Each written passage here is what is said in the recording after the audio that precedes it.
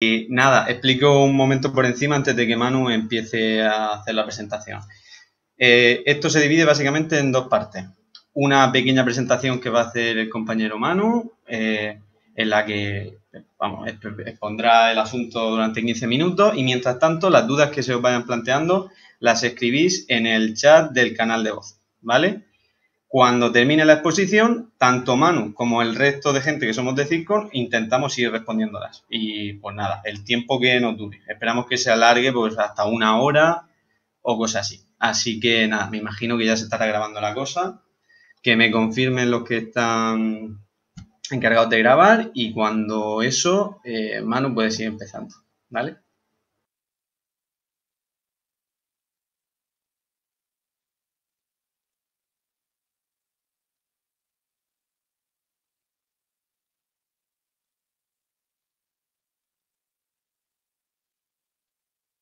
Bueno, pues si se está grabando, parece, voy a empezar.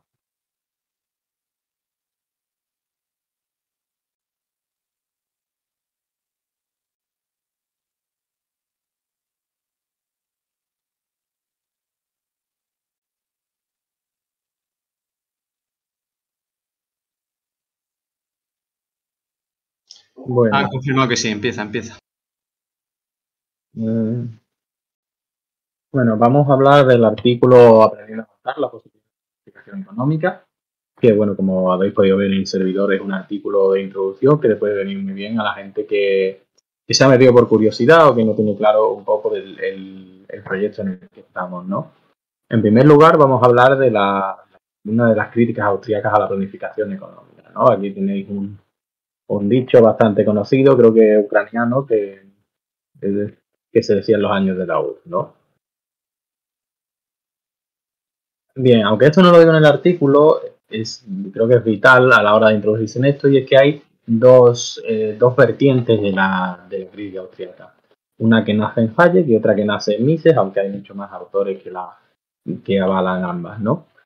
La primera, y en la que nos vamos a centrar aquí, es la de la imposibilidad técnica. Es decir, es imposible planificar una economía en su conjunto por dos razones. Primero, porque es un problema demasiado grande y dos, porque no pueden tener en cuenta la complejidad y la dinámica. Es decir, la planificación es algo estático y es algo que no puede, que solo podría hacerse a pequeña escala, no a una escala de una sociedad entera o de una economía entera.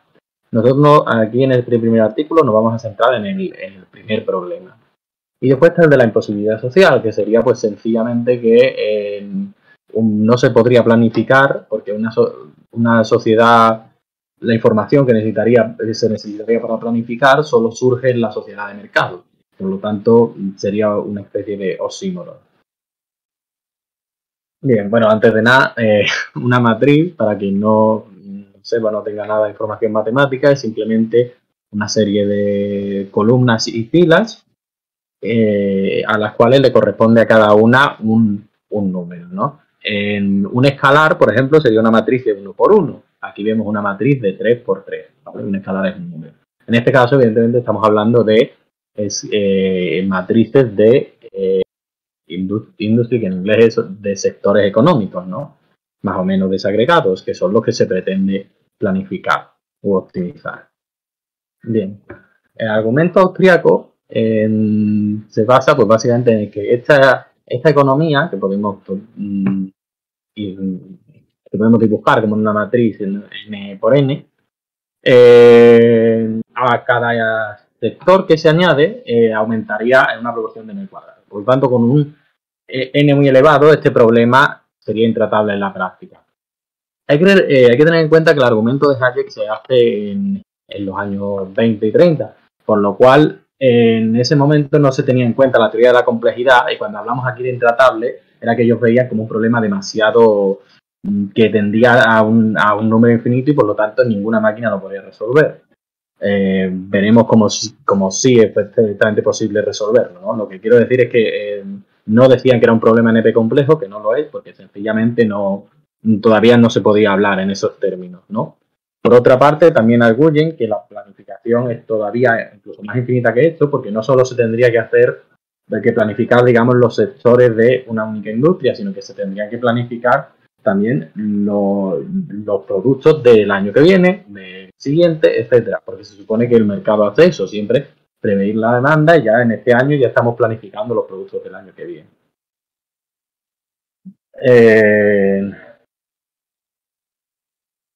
Bien, un argumento adicional es el de un austríaco llamado Murphy, que básicamente nos dice que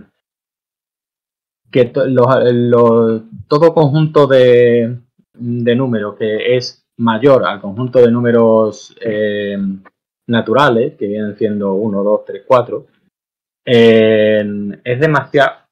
es de tan grande que es imposible de encontrar, ¿vale? Que puede ser el caso perfectamente de los números reales, que son los que forman, digamos, la gran matriz de planificación, ¿no? Por lo tanto, incluso aunque se tuviera, según Murphy, incluso aunque se tuviera ese gran ordenador que pudiera planificar infinitamente todas esas matrices, no merecería la pena, porque sencillamente es imposible desde un punto de vista técnico. Vale. Bien, el argumento de esta incontabilidad es un poco largo de explicar, pero básicamente si cogemos una lista de números reales, ¿no? Imaginemos todos los números reales puestos en esta lista. Imaginamos un número tomando la primera cifra como el primer decimal de ese número, la segunda cifra como el segundo decimal de ese número, la tercera cifra como el tercero, etcétera, etcétera, así con todos los infinitos números de esa lista.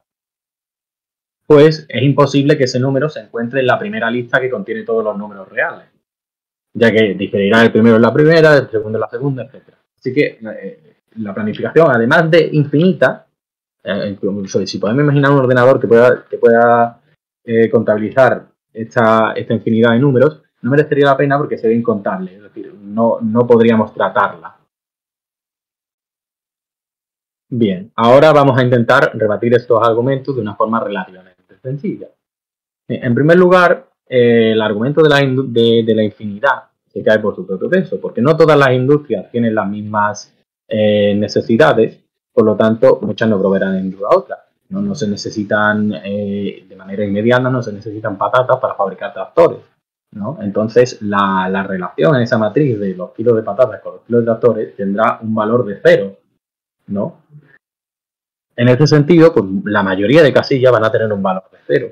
Esto hará que esta matriz que veíamos enorme, que aumentaba por cada sector, ¿no?, que añadíamos, aumentaba n al cuadrado coeficientes, ¿no?, de los sectores, pues ahora aumenta muchísimo menos. Aumenta no exponencialmente, desde luego. Por lo tanto, la complejidad disminuye radicalmente. Después, hay que decir en dos cuestiones que no es necesario planificarlo todo, ya que a distintos niveles la planificación una alteración de la planificación no tiene por qué repercutir en otra, porque pueden ser sectores totalmente separados, ¿no? Un fallo, volviendo al ejemplo antes, un fallo en la fabricación de tomates no tiene nada que ver con impedir el lanzamiento de un cohete, por el simple hecho porque estos sectores están, como hemos dicho antes, no están relacionados. Por lo tanto, uno de los problemas, digamos, de la crítica austríaca es que concibe la economía como un todo absolutamente conectado, lo cual no es cierto. Y después, como hemos dicho, como pone aquí, pues también existen diferentes niveles de planificación, ¿no? Entonces, a un nivel más micro, quizá la planificación no necesitaría ser tan detallada que a un nivel más macro. Entonces, si fallamos en una parte, no necesariamente en todo se rompe. Y por último, realmente creemos que es necesario predecir los bienes del futuro. Es simplemente un error pensar que en el sistema actual se predice todo, o se calculan todos los bienes y que constantemente estamos pensando en el futuro. No, se calcula sencillo, se hace una previsión de la demanda y se intenta ver qué bienes nacen o no. Es perfectamente posible, digamos, por decirlo de alguna forma, crear necesidades en una sociedad planificada, es decir, crear productos los cuales antes pues no sabíamos que la gente quería, ¿no? No hay ninguna razón, al menos ninguna razón técnica, por la cual en el socialismo no se pueda hacer eso, ¿no? También esto es concebir al intento de ser el socialismo como un sistema determinista, un sistema en el que hay que planificar cada aspecto de nuestra vida y en todo momento. Sin embargo, la planificación no tiene por qué ser una planificación absoluta, que es la conclusión de este análisis, sino que sencillamente tiene que centrarse en ciertos sectores y en ciertos productos, justo garantizar que esas decisiones que se tomen sean democráticas, y esto hará que sea más eficiente. Porque una planificación determinista, absoluta, independientemente de que sea imposible o no, no es una cuestión realista y tampoco es necesario. Es suficiente una planificación más útil. Y bueno, evidentemente este conjunto de argumentos hace que la crítica austríaca se caiga porque convierte al conjunto de los elementos que se tienen que planificar, al conjunto de esos coeficientes de ambos sectores, en un conjunto finito y por lo tanto contable. Evidentemente, si es finito, el número de elementos es mucho menor que el de los números naturales. Y bueno, para demostrarlo, esto lo hace Coxo en un artículo que tiene de 2007, también aparece en el libro de cibercomunismo que tiene Coxo con Maxi Nieto. Y básicamente aquí vemos, donde pone el número de industria y min inputs, vemos que los inputs, que es lo que yo he llamado coeficientes, ¿no?, aumentan en una medida muchísimo menor a la de las industrias, ¿no? Las industrias aumentan 9.000, los inputs aumentan 70, pasan de 30 a 100. Esto es evidentemente asumiendo lo que yo he dicho antes. No tiene que haber un input por cada combinación de industrias. No, por ejemplo, aquí dice que tiene que haber la raíz de industrias, que los inputs tienen que ser la raíz de las industrias. Es razonable, igual que es razonable que sean el logaritmo de las industrias. El caso es que la idea de que tienen que seguir esa distribución exponencial no cobra sentido, ¿no? Y como vemos, esta simulación más realista pues nos lleva a que, insisto, en este tipo de ordenadores, 320.000 industrias con 600 inputs pues consumirían 1,5 gigas de memoria. Evidentemente esto ahora se puede hacer muchísimo más rápido. Lo he puesto sencillamente para que se vea que la posibilidad técnica existe de sobra siempre y cuando sumamos una posición realista y no determinista. Bien, lo que quiero hablar, para no ser naif, es que lo que hemos desarrollado aquí tan brevemente es quizá el argumento que ya está más denostado por parte de los austríacos. Muy pocos austríacos se centran aquí por el sencillo hecho de que está de sobra demostrado la cuestión de que dado unos supuestos realistas y con la capacidad técnica y con el nivel de computarización que tenemos actualmente, es perfectamente posible de manera técnica la planificación económica democrática. Sin embargo, el argumento en el cual ahora se centran sobre todo, y que también es refutable, lo que pasa es que, digamos, no tiene tanto desarrollo todavía, es el que hemos hablado antes de la crítica de Mises, de la posibilidad social y no de la posibilidad técnica del cibercomunismo, ¿no? Ese es el argumento en el que más se suele centrar los austríacos. Y bueno, esto es todo. Muchas gracias a todos por asistir, y si alguien quiere que repita algo o tiene alguna pregunta para mí o el resto de miembros del grupo, pues que la diga, que no se corte.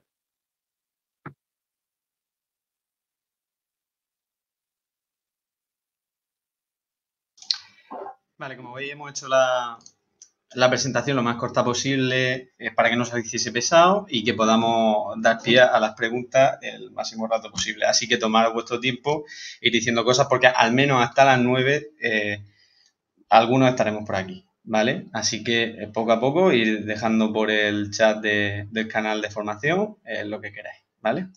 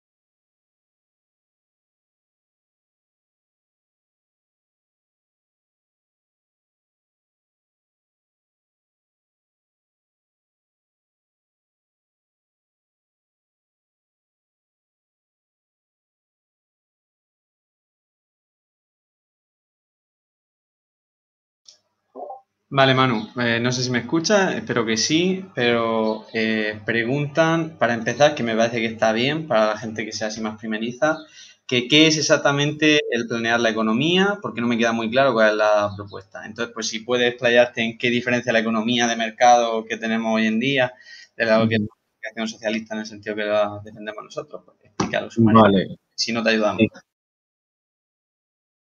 A ver, pues básicamente, actualmente la forma de producir que tenemos es que unidades productivas más o menos grandes, las que llamamos empresas, eh, calculan, por así decirlo, su nicho de mercado y ven cómo pueden atraer a potenciales clientes compitiendo con otras empresas, ¿no? Lo que les mueve, digamos, es el principio del beneficio. Es decir, ellos estiman cuánto pueden ganar las otras empresas y así intentan encontrar una estrategia para producir lo que ellos maximizan el beneficio. Nosotros proponemos un sistema de manera general en el que las unidades productivas no sean privadas, ni estén compitiendo entre sí. Esto quiere decir que las productivas son manejadas por una parte de los ciudadanos y son vigiladas por otros ciudadanos, ¿no? De manera democrática, mediante comités, mediante votaciones sobre qué producir, etcétera, ¿vale? Y ahí lo que guía, digamos, serían las necesidades de la población administradas y vigiladas de manera colectiva. ¿Cómo se entiende, cómo se comprende esa necesidad de la población? Esa necesidad de la población se comprenden en un plan general donde se dice qué se quiere producir, comparando qué se produce el año pasado y cómo han cambiado, digamos, las preferencias de las personas y qué impedimentos pueden existir, ¿vale? Al final es una cosa muy parecida a lo que hacen las empresas de manera privada, con dos principales diferencias. Una, que el objetivo no es maximizar beneficios, nuestra optimización es maximizar las necesidades de las personas que han expresado de manera democrática, mediante diferentes mecanismos, y que la planificación es más eficiente por el sencillo hecho de que toda esa información que las empresas recogen actualmente de manera privada y para nada transparente, si se recogieran de manera pública, primero sería menos costoso, ¿no? Porque no hace falta recoger, es decir, tiene la misma información recoger 1.000.000 de firmas que 1.000 firmas si se hace un muestreo, es decir, se tendría que coger mucha menos información, porque tendría que coger una sola vez, no la tendrían que recoger todas las empresas de un mismo sector, por decirlo de alguna manera. Y aparte no necesariamente se tendría que competir o que coartar la información que recogen otras empresas, ¿vale? Estas son las dos principales cuestiones que separan nuestra propuesta general del resto.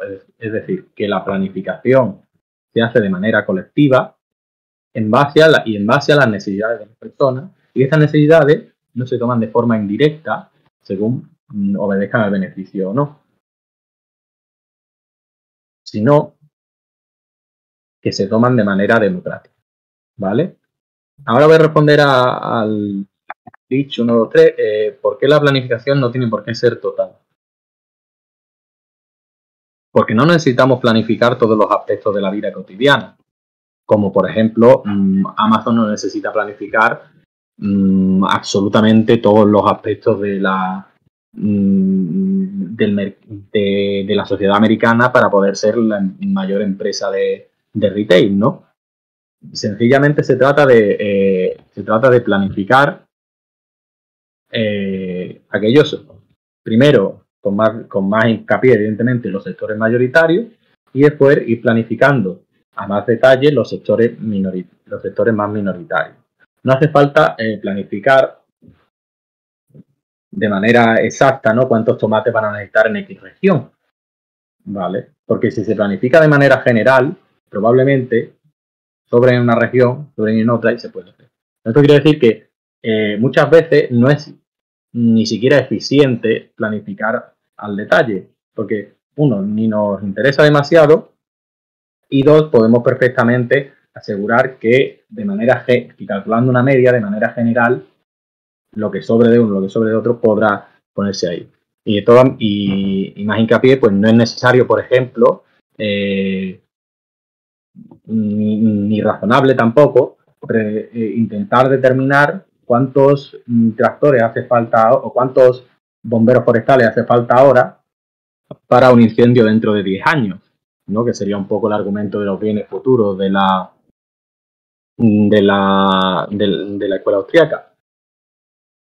Sencillamente, con menos tiempo de antelación se puede realizar perfectamente, ¿vale? O teniendo algunos de esos trabajadores en una reserva y poder llamarlos, ¿no? Existen muchos mecanismos para no necesariamente tener que planificarlo absolutamente todo.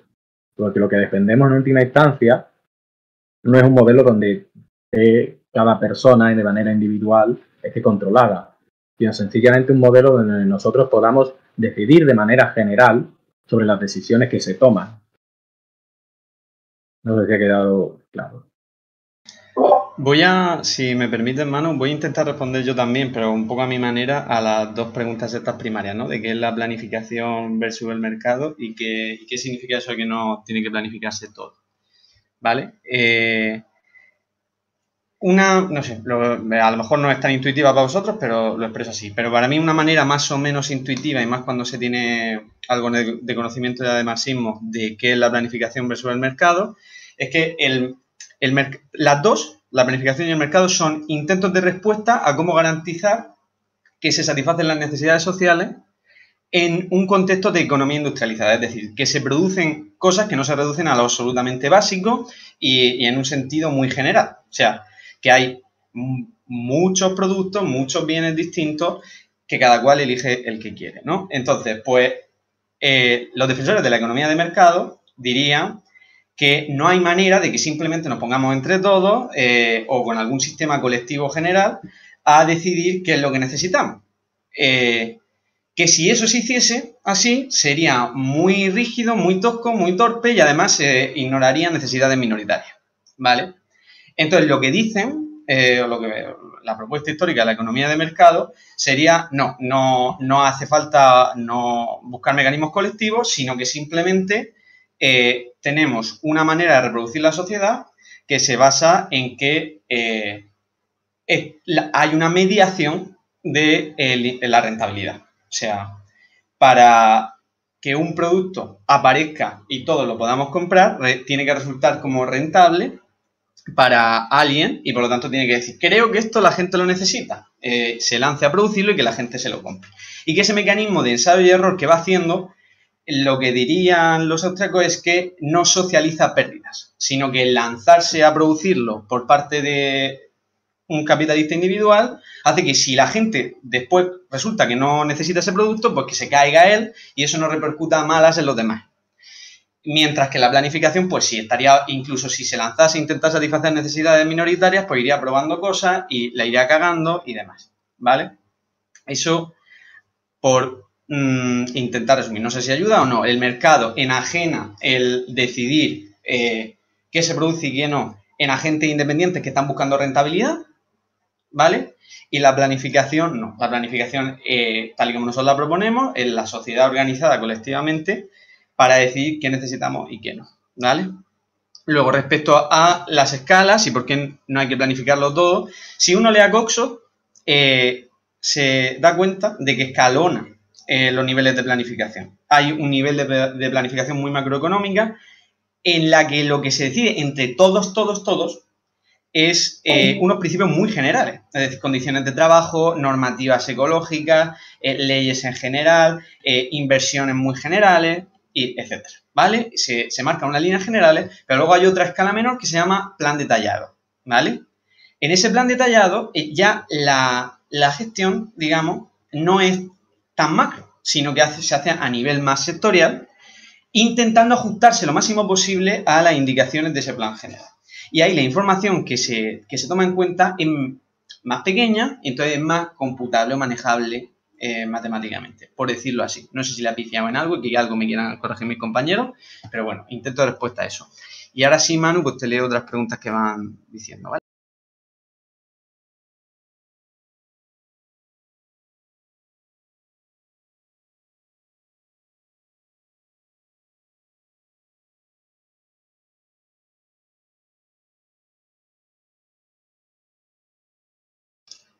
Vale, están preguntando, a mí me gustaría escuchar un comentario sobre la relación entre economía planificada y la propiedad de los medios de producción. ¿Cómo afectaría a una posible planificación el hecho de que la producción pertenezca al Estado, a comunidades más pequeñas o bien a colectivos de trabajadores? Entonces, yo, traduciéndolo a nuestros términos, la diferencia y comparación entre una planificación, digamos, más nacional, a escala nacional, una planificación en la que se fragmente la propiedad de los medios de producción a nivel de ciudades, escalas más pequeñas, regiones y tal, y otra que sea a nivel de empresas, que se parecería mucho a lo que nosotros solemos llamar socialismo de mercado. Entonces, Manu, si estás ahí y quieres responder a esto tú, pues adelante.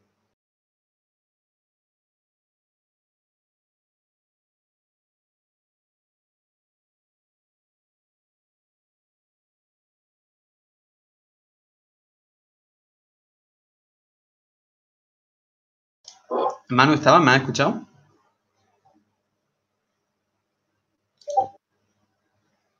Vale, me comentan que no puede hablar.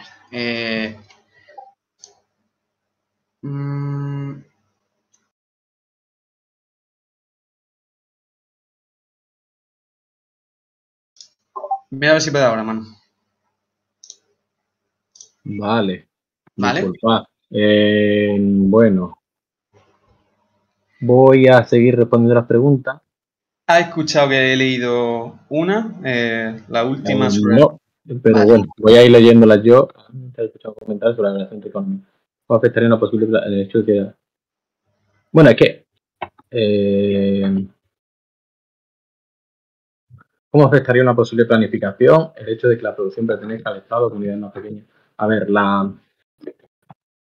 es que la idea de Estado se disuelve un poco aquí, pero la planificación al final es en base a una toma de decisiones colectivas, ¿no? A nivel general, como ha dicho Jesús antes, en el plan general se hace mediante referéndum, por ejemplo, y a nivel más micro pues se haría con comités de trabajadores y de productores, ¿no? Dependiendo de qué autor sigamos, no hay más o menos específica esto. Pero en principio una posible planificación no afecta a esta cuestión de la propiedad. Lo que afecta propiamente es de qué manera se decidan esto, ¿no? Y qué dinámicas pueda haber entre los encargados de llevar a cabo el plan, ¿no? Y de decidir las cuestiones de ese plan.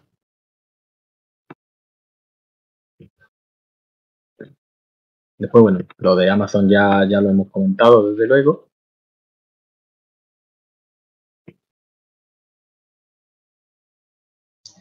Yo, de todas maneras, Manu, creo que se queda un poco coja, corrígeme si me equivoco, lo de las escalas. O sea, son varias cosas. Lo de la propiedad de los medios de producción sí es importante, es clave. Estás destacando que lo de la gestión es más incluso y que a veces lo que parece muy rígido porque esa escala nacional no lo es tanto porque luego se escalona internamente, pero sí que hay una diferencia entre si la propiedad la dejas a colectivos de trabajadores, si la dejas a unidades territoriales más pequeñas o si la pones a escala nacional. Desde luego, pero como ha preguntado, digamos, concretamente, digamos, o al menos creo yo, ha preguntado el aspecto técnico de la planificación, quiero decir, el aspecto técnico de la planificación sería igual. La cuestión es qué dinámicas surjan en la relación con lo que se planifique, ¿no? Y en los objetivos que se fijen. Desde luego no van a ser iguales, como tú bien has dicho.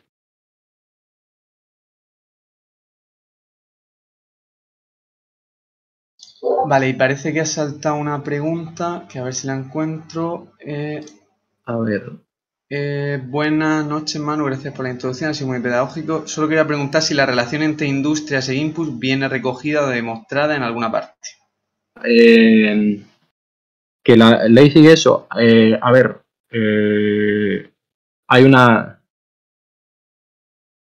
Por lo menos, que yo sepa, hay en Towards a New Socialism, que por cierto hay una traducción al español cortada en la página web. Hay un ejemplo para Gran Bretaña, después hay varios artículos de cosas recogiendo ejemplos para Gran Bretaña. Y en Classical Economics, en un libro de nivel un poco avanzado, pero bueno, esto se puede mirar, en Classical Economics vienen varios ejemplos.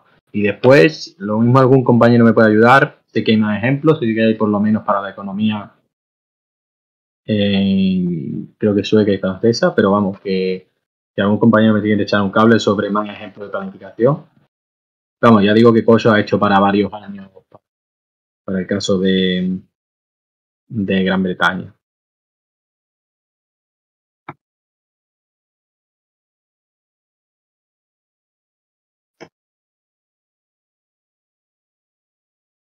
Vale, sigo leyendo. Bueno, como intuyo que lo de Amazon crees que ya las Sí, o respondido, sea, más o menos ¿vale? Se estamos dice, con...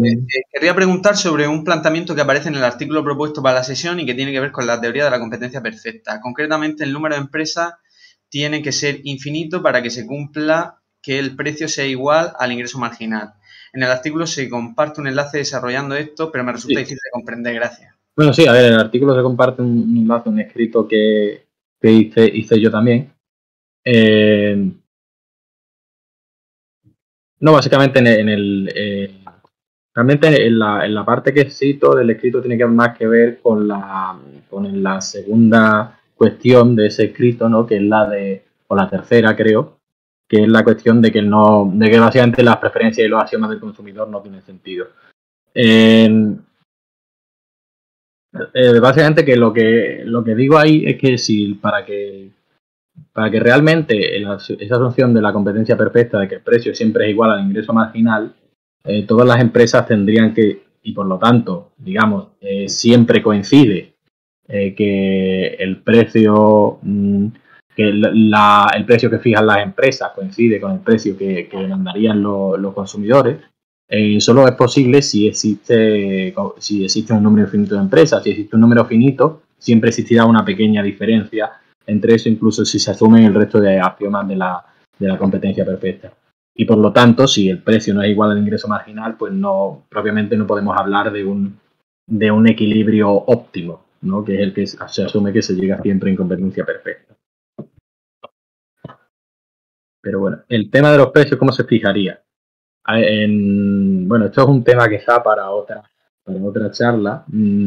La postura que defendemos nosotros es que los precios se fijan mediante el tiempo socialmente necesario de trabajo de los diferentes bienes. Creo que sería muy arduo explicar ahora cómo se podría entender eso y cómo se podría calcular. Creo que en el artículo de matemáticas podemos encontrar un ejemplo a la hora de calcular los coeficientes integrados de trabajo, ¿vale? Así que yo te recomendaría leer eso y después de leer eso, me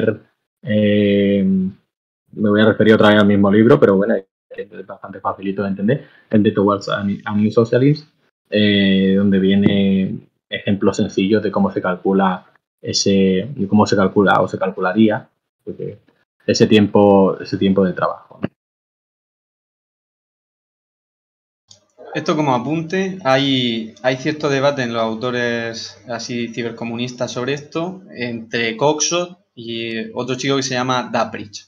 ¿Vale? Este tiene una propuesta de que los costos se fijan en base a lo que él llama valores derivados matemáticamente, que eso lo saca de la obra de Kantorovich, y tiene otra manera de hacer los cálculos que es distinta y tal. En la web nuestra hay unos artículos, una serie que se llama Simulando el Socialismo, que ahí lo expone brevemente. ¿Vale? Luego este chico tiene una tesis doctoral que la podemos pasar también, donde también lo explica. ¿Vale? Sí, es cierto. Básicamente la propuesta de DAPRI son lo que se entiende más generalmente como costes de oportunidad. No, lo que es que, bueno, evidentemente existe una complejidad en calcular muchos costes de oportunidad. Vamos a, siento así un poco con la pregunta, pero es que queda para otra charla de formación. Después, 3 cuestiones básicas: ¿qué producir? ¿Cómo producir? Y cómo distribuir lo producido. Entender cómo serán respuestas a estas 3 cuestiones. Creo que ya hemos hablado. La cuestión de qué producir, pues sería, como hemos dicho antes, a nivel general, principalmente mediante referéndum, y a nivel más conforme se vaya haciendo planes más detallados o más micro, por decirlo de alguna manera, pues en base principalmente a comités de trabajadores y consumidores, elegidos mediante sorteo, votación, etcétera. Y que producir viene dado por las demandas de las personas y las restricciones que pueda haber a nivel físico, ¿no? La cantidad de caucho que hay en un país, el tiempo que se necesita para regenerar ese caucho, ¿no? Por poner un ejemplo, y evidentemente la relación que existe entre los diferentes productos, ¿no? ¿Cómo producir? El criterio de selección. Bueno, la idea de cómo producir, naturalmente, también es una cuestión abierta a debate. Lo que pasa es que, y abierta a, pues, qué posible selección de alternativas pueden ser viables para llegar a un objetivo que se fije democráticamente, ¿no?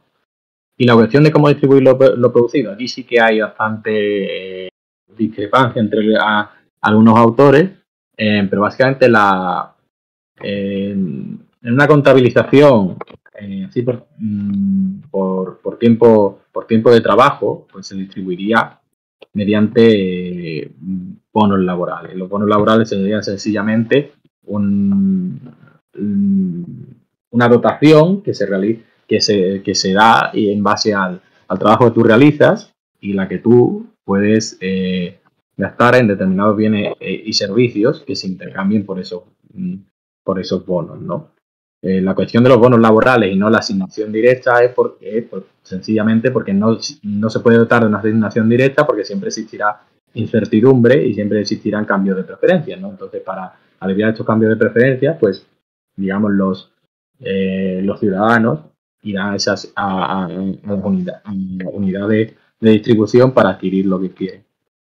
Naturalmente, si las horas de trabajo son decididas de manera democrática, lo más probable es que haya una distribución prácticamente igualitaria de las horas de trabajo, y naturalmente también un tiempo de trabajo mucho menor al que se realiza ahora, ¿no? Si alguien quiere aclarar esta cuestión un poco más. A ver, yo creo que por la gente que no sepa muy bien lo que son los bonos de trabajo, convendría explicar en qué se diferencian del dinero, aunque esto es espinoso y tal. Si quieres meterte tú, y si no, lo intento yo. No, sí, claro. A ver, bueno, la diferencia básica de los bonos de trabajo al dinero es que el dinero tiene tres funciones principalmente. Una, la de medio de intercambio, ¿no? Que es la manera en la que se ha generalizado el capitalismo. Después, como medio de contabilidad, es decir, ver cuántas 3 euros son 3 manzanas que tengo, ¿no? De contar básicamente y poder comparar bienes y servicios. Y después, como medio, como reserva de valor, ¿no? La diferencia principalmente es que los bonos laborales solo cumplirían una función, ¿no? Y precisamente esto es una de las cuestiones que favorece la igualdad. No podrían ser reserva de valor, porque sencillamente caducarían, ¿vale? Valor hablo de riqueza en general, no de valor en términos más simples, que es otra cuestión. No podrían ser reserva de riqueza porque sencillamente caducarían, y no podrían ser intercambiados como lo hacemos ahora. Sencillamente los bonos de trabajo deberían estar destinados a ciertos productos reducidos.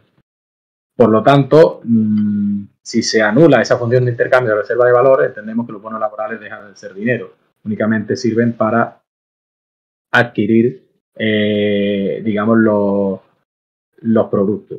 Insisto, es meramente un mecanismo el cual trata de sustituir, de paliar, digamos, las ineficiencias que pueden surgir de una asignación directa. Y bueno, entre esas dos cuestiones, evidentemente, se distingue absolutamente del dinero, porque si el dinero cumple alguna función actualmente es la de medio de intercambio de mercancías, ¿no? La de que pueda intercambiarse N veces, y la de reserva de valor para poder, digamos, generar desigualdades de poder mediante esa adquisición, ese poder de ahorro que no existiría o sería mínimo en el modelo que defiende. O sea, matizo un poco más, o sea, la diferencia así como cotidiana, el día a día entre tú redistribuir la riqueza en términos de dinero y en términos de bonos laborales, es que en los bonos laborales que tú recibes individualmente están en relación estrecha a las horas de trabajo que tú curras. No son exactamente la riqueza que tú generas, porque luego eso hay para un fondo común y tal, pero están en relación directa. Aparte de eso, no son intercambiables entre las personas. Tú no puedes darle 4 bonos de trabajo a una persona que tienes al lado, sino que se te asigna a ti a una tarjeta de crédito, lo que vendría a ser eso, y tú los puedes gastar solo en tiendas públicas, por decirlo así, avaladas. Fuera de ahí no pueden circular, porque el carácter electrónico de estos bonos evita eso precisamente. Y luego que caducan, o sea, no caducan en un día, el tiempo de variación puede variar, pero caducan, entonces no sirven para acumular dinero. Esas tiendas públicas, esto es más cosas a recalcar, excluyen una serie de cosas que en la economía de mercado están. O sea, la economía de mercado se caracterizan porque todo es potencialmente mercantilizable, ¿vale? Pero en el sistema que nosotros tenemos, los medios de producción no son mercantilizables, la fuerza de trabajo tampoco, no hay negociación más allá de la deliberación pública de qué se hace con eso, y una serie de productos que son tan escasos que ya directamente pasan a racionarse, pues tampoco están como para comprarse, mientras que en la economía de mercado sí. ¿Por qué se ponen bonos de trabajo y no se raciona todo? Pues por eso, porque las preferencias cambian, pero aún así hay que poner una limitación al consumo porque los productos o los recursos no son ilimitados y si no pone restricción a eso, pues tendríamos problemas. ¿Vale? Seguimos con más preguntas si las hay.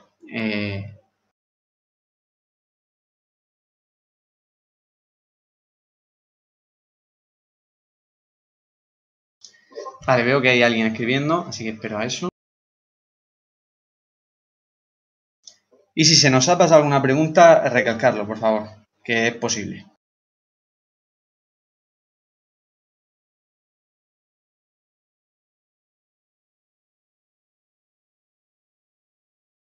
Si se nos ha pasado alguna pregunta o si algo que hemos respondido nos ha parecido satisfactorio, que eso también puede ser.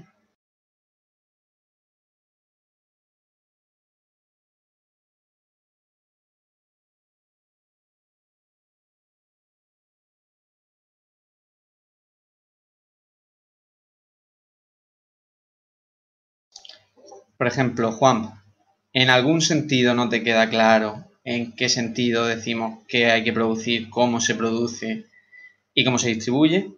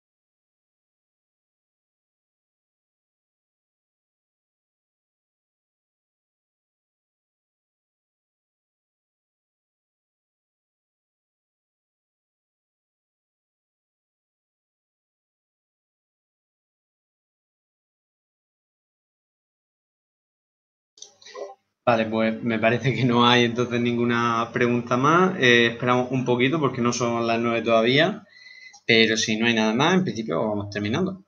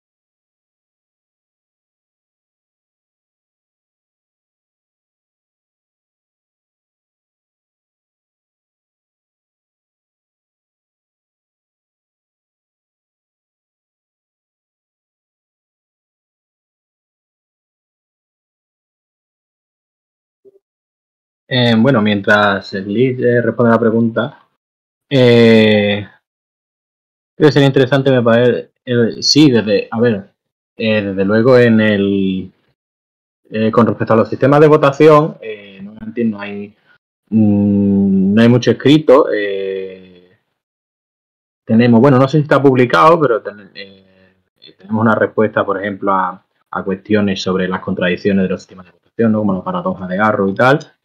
Y hay una herramienta en Reino Unido, o un proyecto más bien, ¿no? Que es Handy Vote, en el cual Paul Coso también ha trabajado, pero han trabajado muchísimas más personas.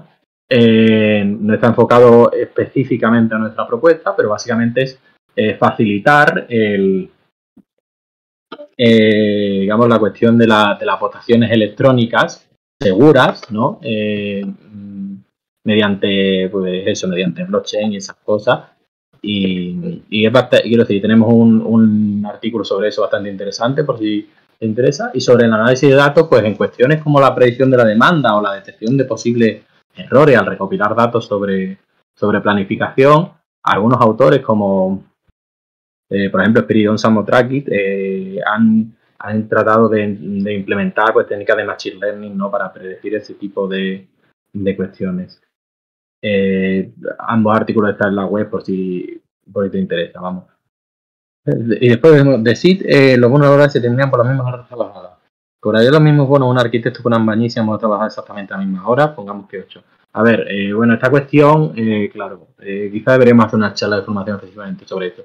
Esta cuestión viene relativa al cálculo de horas de trabajo socialmente necesarias.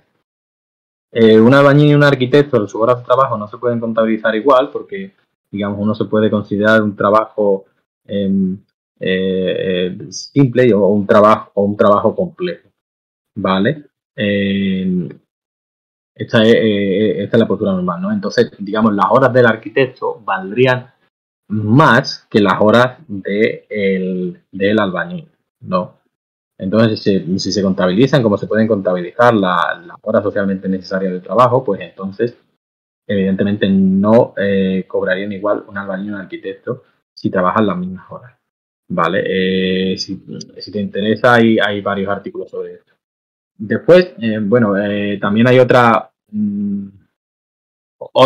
propuesta que es la de Coso, que digamos, podrían cobrar lo mismo siempre y cuando esas horas, digamos, de ese trabajo más complejo se contabilicen en su tramo de estudio. Es decir, por ejemplo, que se paguen las horas de estudio de manera calculada a cuánto, digamos, aporta esas horas de trabajo socialmente un albañil, pues se remunera de manera igualitaria también esas horas de estudio, que son en última instancia las que en el capitalismo potencian, ¿no? Es que esas horas del trabajo de un arquitecto valgan más que las de un albañil, ¿no? ¿Vale? Estas cuestiones están un poco más relacionadas con la teoría del valor, ¿no? Y son de las que partimos nosotros, pero es verdad que quizá deberíamos explicarla de manera más detallada este cálculo en alguna charla de formación. No sé si algún compañero quiere explicar un poco más sobre este tema. No, yo creo que lo ha explicado perfectamente. O sea, sí, si leéis a Coso así con detenimiento, él sí que propone que se cobre lo mismo. Pero claro, a costa de que o sea, si tú terminas, digamos, la educación básica y empiezas a trabajar directamente, pues cobras en relación a lo que trabajas. Pero si sigues estudiando, a partir de cierto momento ya directamente cobras. Y entonces ya sí que no habría problema en que luego seguís cobrando lo mismo, porque a ti te han pagado los estudios y tal, como si fuese una jornada, ¿vale? Esa es la propuesta de Coxo. Básicamente eso, digamos, que se realiza un trabajo más potenciado y después la forma de remunerar este trabajo más potenciado, pues naturalmente tiene que ser distinta. No sé si hay algún artículo en la web que trate específicamente de este cálculo, pero bueno, no. Leer que traten sobre este tema,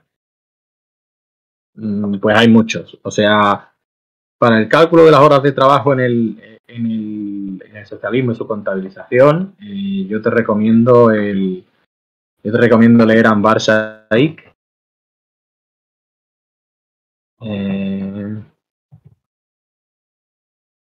Un momento.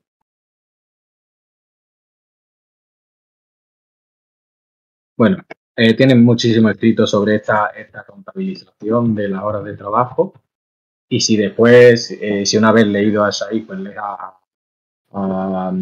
Kosho o a otros autores que defiendan la planificación, pues se ve bastante más claro cómo se pueden calcular este tipo de horas. Además, el cálculo en este tipo de horas de trabajo puede facilitar mucho más la tarea de cómo percibir, digamos, lo que vamos a hacer o cuánta, digamos,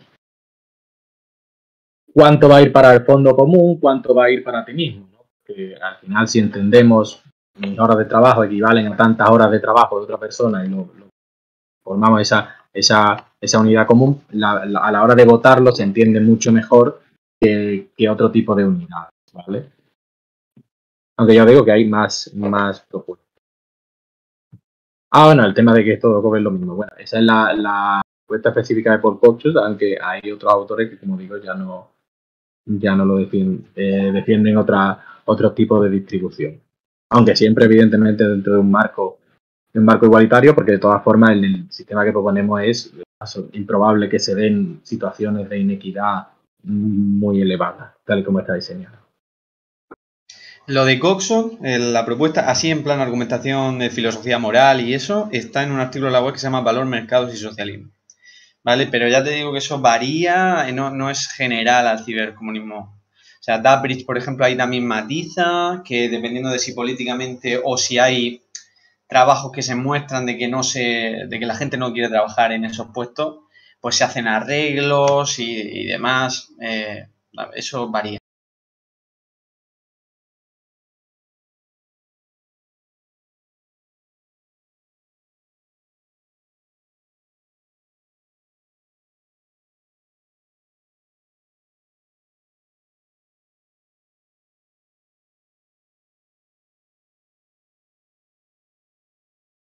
Sí, claro, bueno, si eso ahí todos estamos de acuerdo, Liz, precisamente la idea de remunerar ese estudio, la remunerar el estudio de costos va por la misma cuestión. Si no es la idea de recompensar el esfuerzo siempre está, la cuestión es cómo recompensarlo, que como digo, si lees artículos de diferentes, por ejemplo, si comparas los artículos de Daprich o de Cocho, pues puedes ver ahí dos alternativas y cómo va la discusión en este tema, como ha dicho el compañero.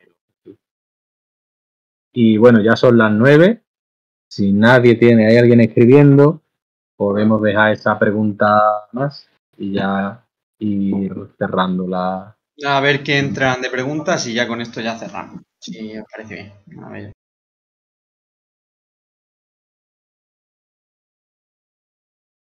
No era una pregunta, era yo, me parece. Que él simplemente iba a añadir que el tema de la pregunta del arquitecto y albañil está bien, pero añadiría, lo que sí ocurriría en nuestro plan es que dos arquitectos cobrarían lo mismo independientemente de que trabajaran en despachos diferentes, cosa que no puede ocurrir en el capitalismo hoy día.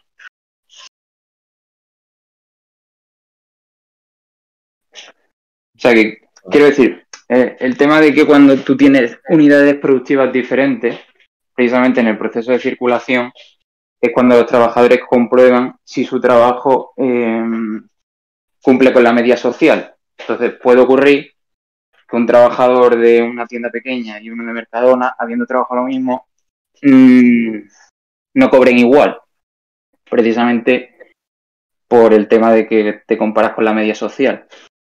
Pero puesto que dos arquitectos en este sistema, digamos, que estaría todo planificado en ese sentido, sí deberían de cobrar los mismos bonos.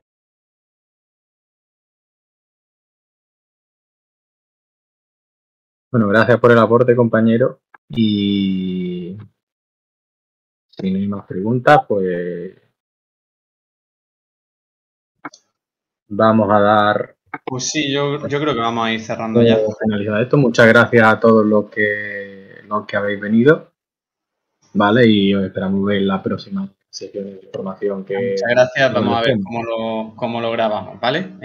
Venga, muchas gracias. Pues cualquier cosa que tengáis de duda, de todas formas lo podéis ir poniendo en el chat del servidor y ya se os responde cuando se pueda, ¿vale? Venga, pues un abrazo. Hasta luego. Hasta luego.